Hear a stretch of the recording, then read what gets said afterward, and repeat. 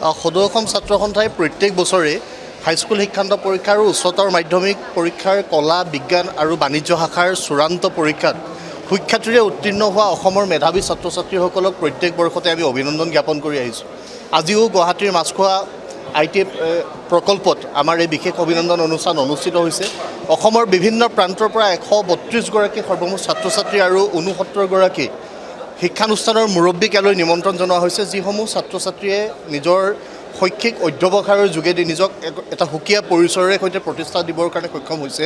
সেইসকল ছাত্ৰ ছাত্ৰীক অভিনন্দন জ্ঞাপন কৰি আমি এটা সামাজিক দায়বদ্ধতাৰে নতুন প্ৰজন্মৰ প্ৰতিনিধিসকল যাতে আগবাঢ়ি যায়, সেই ব্যৱস্থাপনাৰে সৈতে তেওঁলোকক আগবাঢ়ি যাবৰ কাৰণে উৎসাহিত কৰিবৰ কাৰণে এই অভিনন্দন অনুষ্ঠান অনুষ্ঠিত কৰিছোঁ। আমাৰ লক্ষ্য এটাই যে উঠি অহা প্ৰজন্মই পৰিকল্পিতভাৱে শৈক্ষিক সংগ্ৰামত অৱতীৰ্ণ হৈ আহিব লগা দিনত জাতীয় জীৱনৰ কাৰণে তেখেতলোকৰ যি দায়িত্ব, সেই দায়বদ্ধতাৰে সৈতে যাতে তেওঁলোকে পালন কৰিব পাৰে। আৰু আজিৰ এই অনুষ্ঠানত অংশগ্ৰহণ কৰা প্ৰত্যেকগৰাকী মেধাৱী শিক্ষাৰ্থীৰ অনুভৱ, তেওঁলোকৰ দুচকুৰ যি হেঁপাহ, তেওঁলোকৰ যিখিনি দৃঢ়তা দেখা পাইছোঁ, এই দৃঢ়তাই আমি আশা কৰিছোঁ যে জাতিটোক আহিব লগা দিনত শক্তিশালী ৰূপত আগবঢ়াই নিবৰ কাৰণে নতুন পুৰুষে উদ্যোগ গ্ৰহণ কৰিব।